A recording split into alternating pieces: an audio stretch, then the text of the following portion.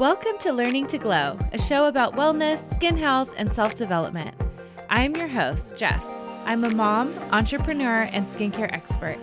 I'm so excited to share tips on how to achieve healthy skin and bring amazing guests in the field of health, fitness, aging gracefully, and personal growth.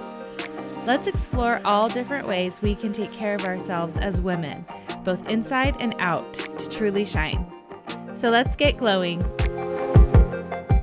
And happy new year. It is 2025 and it's going to be an amazing year. It's all coming. So what I want to do today is have a solo episode, and I want to talk about something that is perfect timing for the first of the year.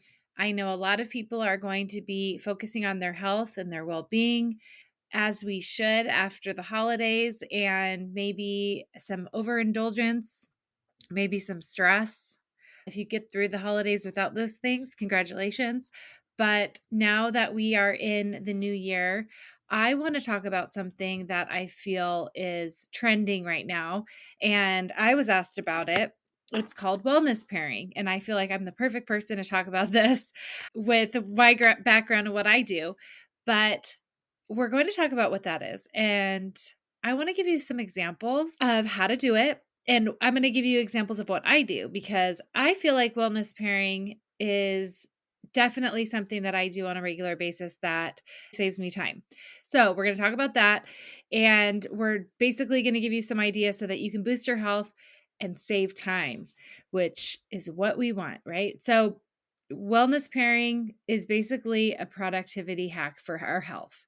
What I look at wellness pairing as is just kind of a new fun term for health and wellness that is like habit stacking. And this is not a new concept by any means, but it is definitely trending, and people are talking about it on social media for good reasons. And we are going to talk about why this is going to maximize health and time. And that's what we all want.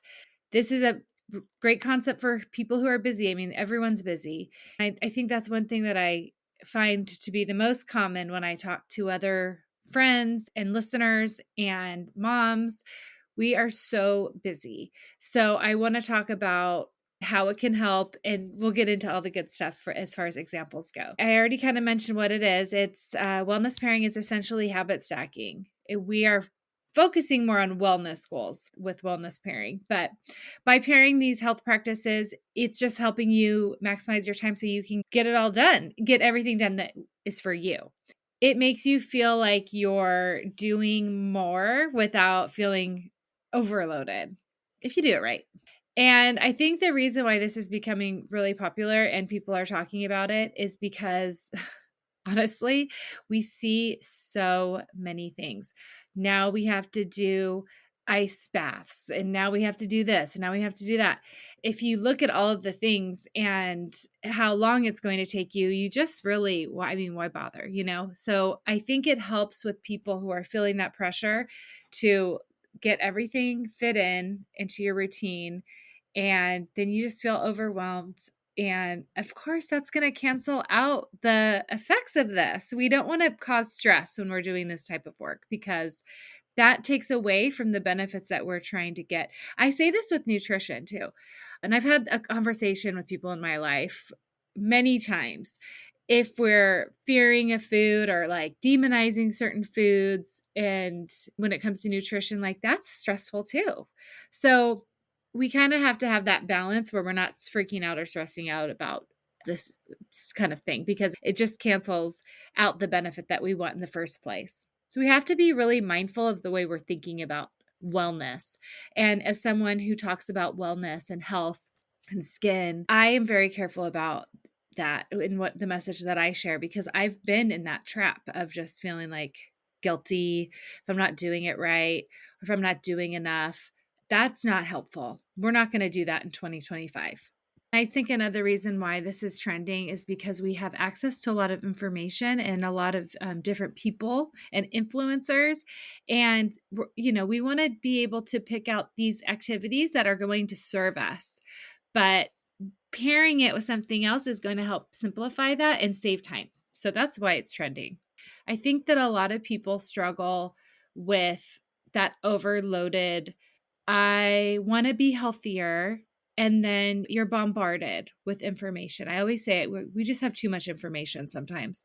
And there's so much advice and there's, too much advice. And then some of it is contradicting other people. So you're conflicted, there's confusion.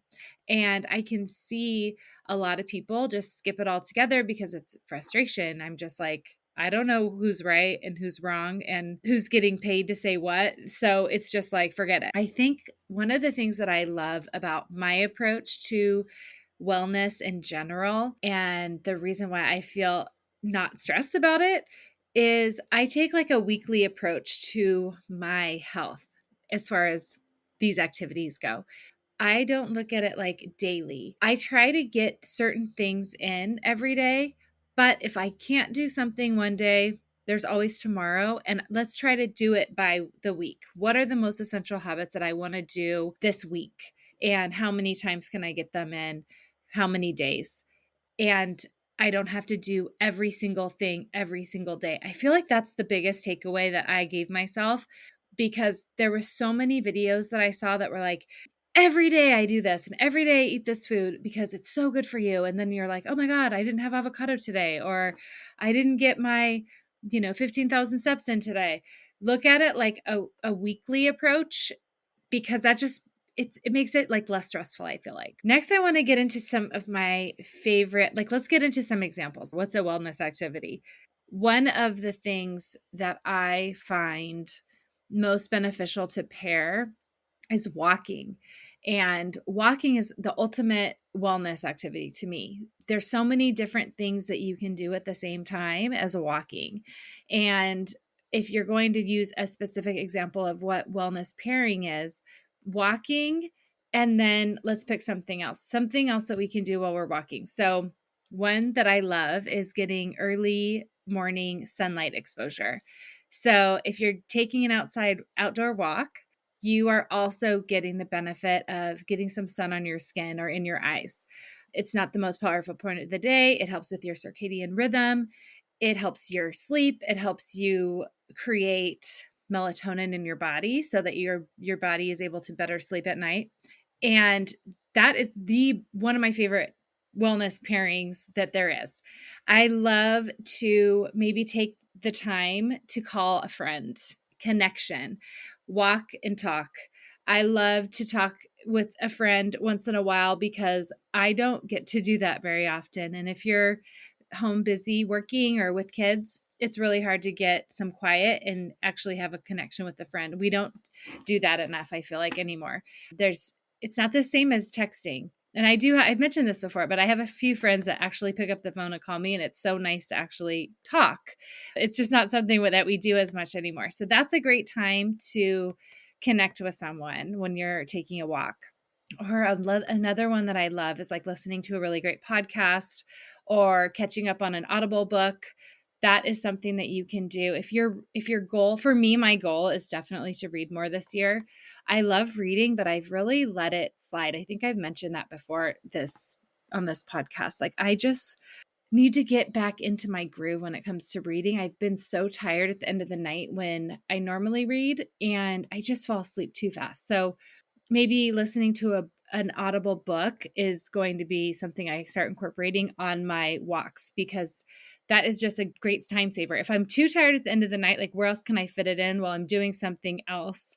That is classic habit stacking. Like, if I'm driving somewhere and I'm going to be in the car for a long time, I can, I mean, obviously I get a lot of my podcasts done at that time, but also I can say my goal is to get more books in. I can start doing more Audible books. So I'm going to talk more about what I do. So another thing that I just started doing this year, which this might sound weird to some people, and it might be like, some people might be already doing it, but one of the biggest changes that I've made towards the end of this year, or last year to 2024, is adding more protein to my diet.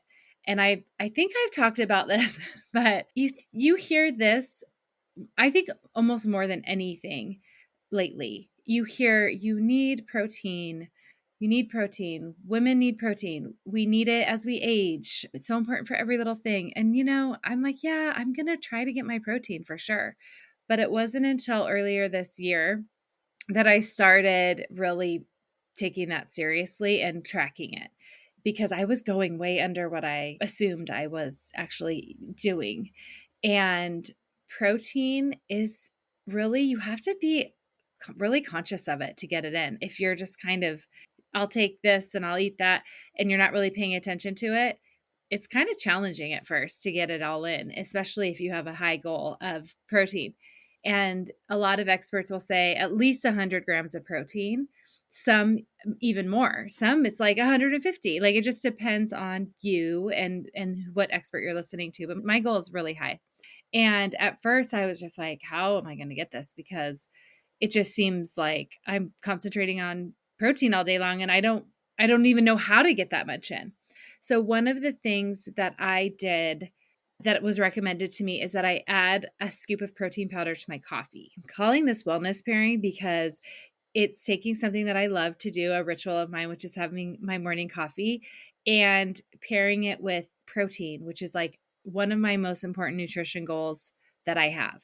And by just mixing those two things together, which, by the way, I have a protein that I love and that tastes good. So if you don't, you're just going to ruin your coffee, because I've done that before. I had a protein powder and I tried to do this and it tasted terrible.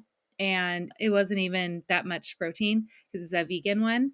And I'm like, okay, now I've taken away something that I love in the morning and ruined it. I ruined it. So I love my protein powder that I have now.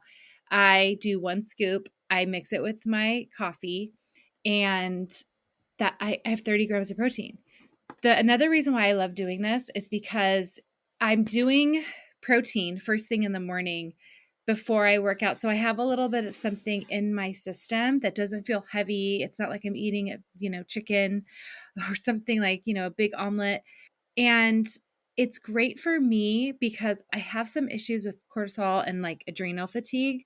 So to just have a bunch of coffee on an empty stomach isn't great for me personally.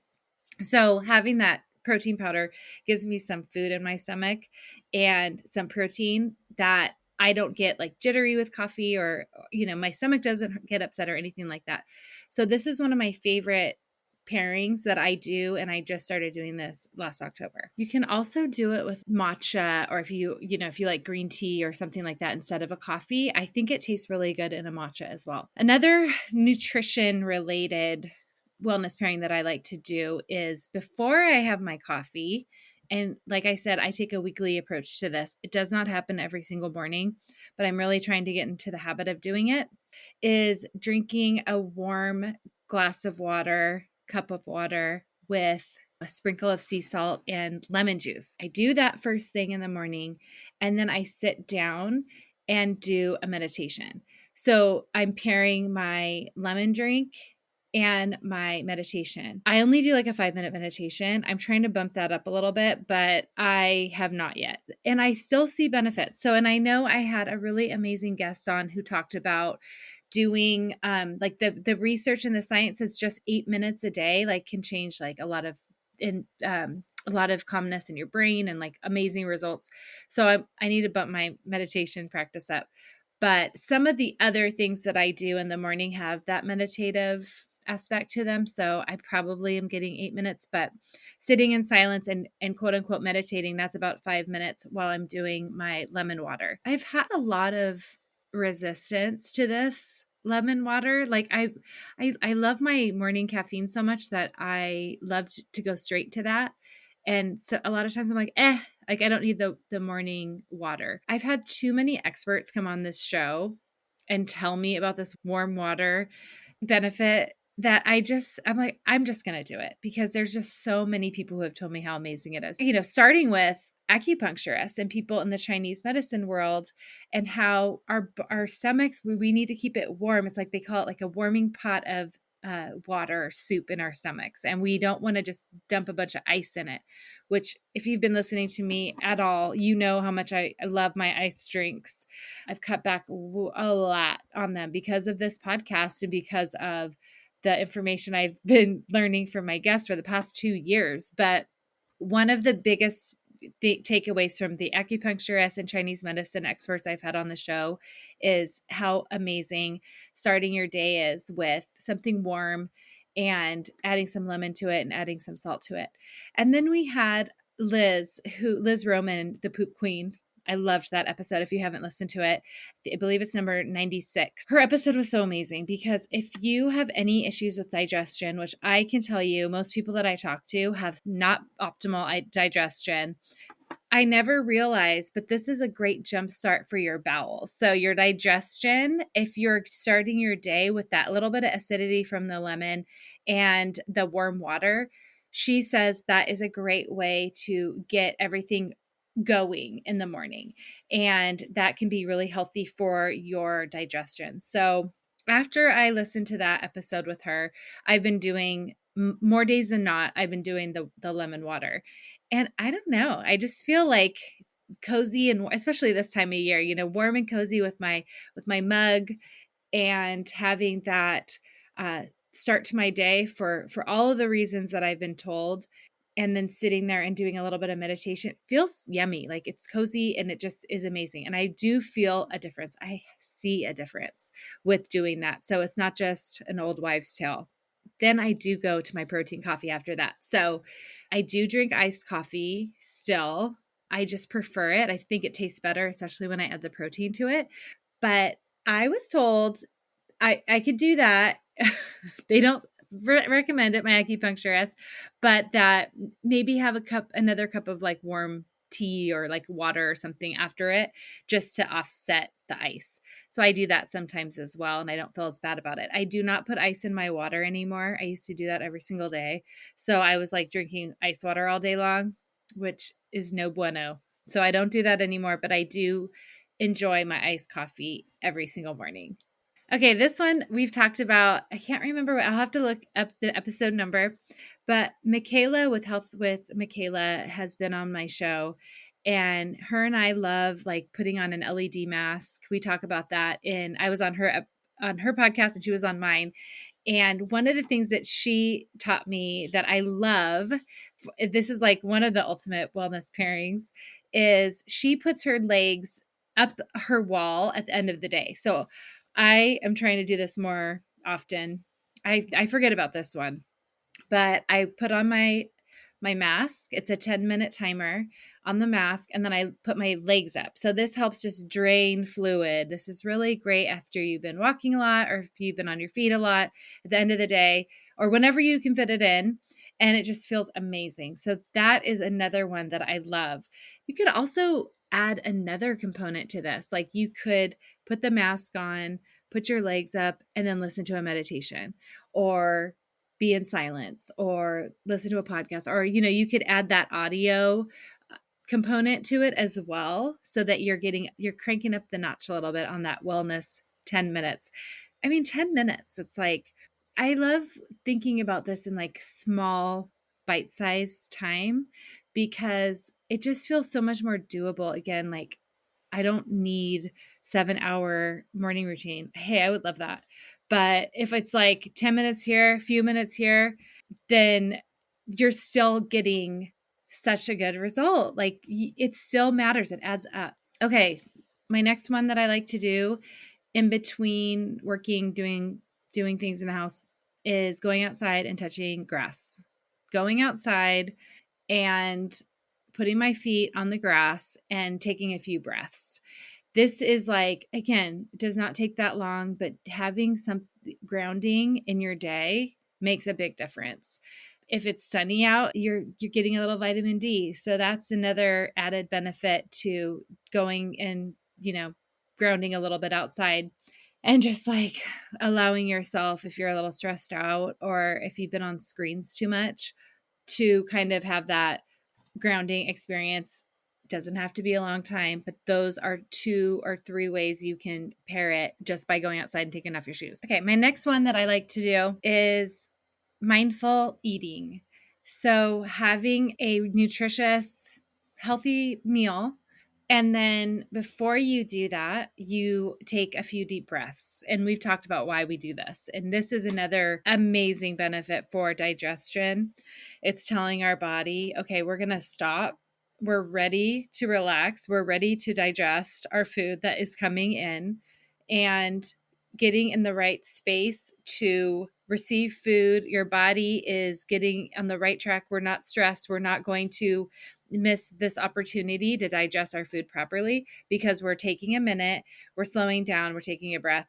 And this is another tip that I've learned from multiple people on this show, from the functional nutritionist that I had on to, again, Liz Roman, who talked about digestion, and even my Chinese medicine experts. This is something that I have struggled with, to be honest. I'm busy and I don't have time to do a big shebang before I'm about to eat. I just want to eat. I tend to eat fast. And sometimes if I wait too long to eat, which I try not to do anymore, I'm starving. So then I'm like really going fast. So pairing like a really nice, nutritious, healthy meal with some mindfulness and some breath work to get my brain and my body in sync is great for wellness pairing. Another thing that has been recommended to me is, get off the screens. And that's hard too. I'm like, finally I get a chance to catch up on texts or whatever it is. Trying to at least have a few minutes where you're not doing that, or like eating with someone if you can and have a conversation. That's really great for you too. Those are sort of my favorite ways I do wellness pairing. I'm always just trying to think about how to maximize my time. That way I can kind of have concentrated time where I am thinking about, what do I want? And a lot of this stuff happens in the morning. What do I want to be a priority today? And because you can't do it all, and you don't have to do it all every day, but you could have a list of things that are really important to you. For right now, like I said, my most important thing is like getting my lemon water, having that time to meditate, going on my walks outside, seeing the sunlight when I can, when the weather is great, and touching the grass throughout the day, putting my feet up and putting my mask on. I don't do as much, but I want to make that something I do more frequently. I'm never going to be doing that every day because I know that takes a little bit more time. But I think if you can think of, 4 or 5 things that you want to try to do within the week, make sure what aligns with you and what your needs are. If you feel like you're really stressed out and you could use some time going on more walks because you want to move more, make that something that you put at the top of your list. And if you don't get the rest done, that's okay. But a lot of these things can be done in a very short amount of time. So don't compare yourself to those people that you see online that are like, this is what I do from 5 to 9. You don't need 3 hours. You don't even need 1 hour. And some days are going to look better than other days. But when I do have more time, I try to get in like a longer routine, or on the weekends if I'm not doing anything and we don't have sports. Another thing that you might want to listen to if you don't have a morning routine and that's kind of something that you want to start incorporating in the new year, I have a really great episode about the miracle morning, which is where I got a lot of inspiration for what I do now. I kind of do my own version of it now, but the book is really good.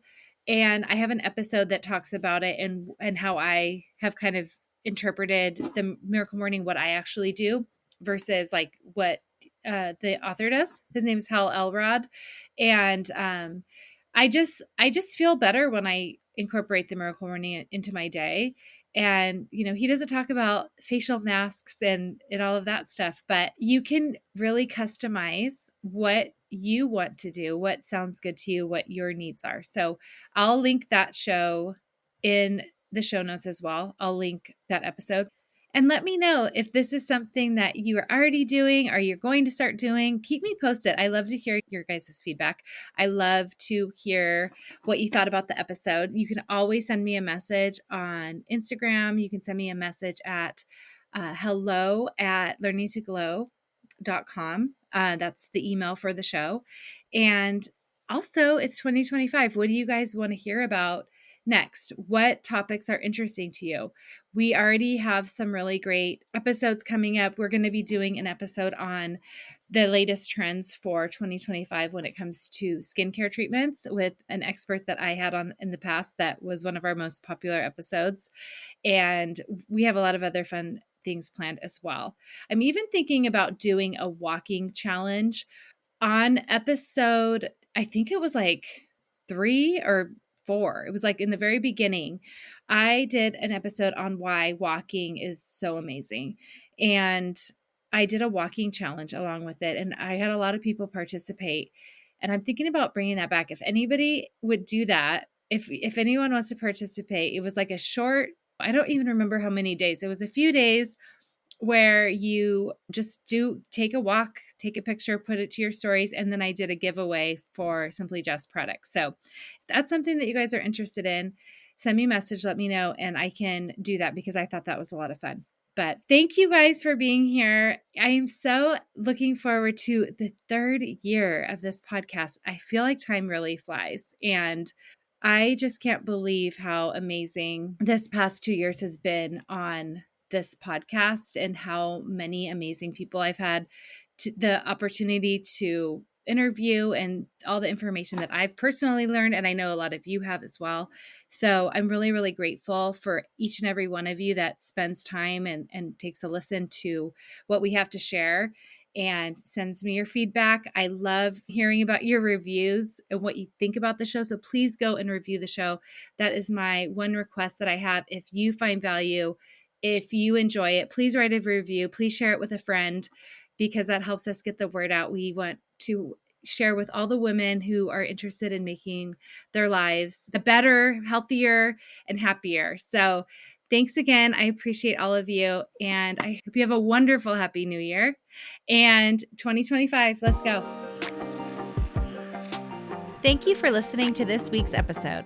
Please subscribe and review so we can reach more people who want to learn to glow alongside us.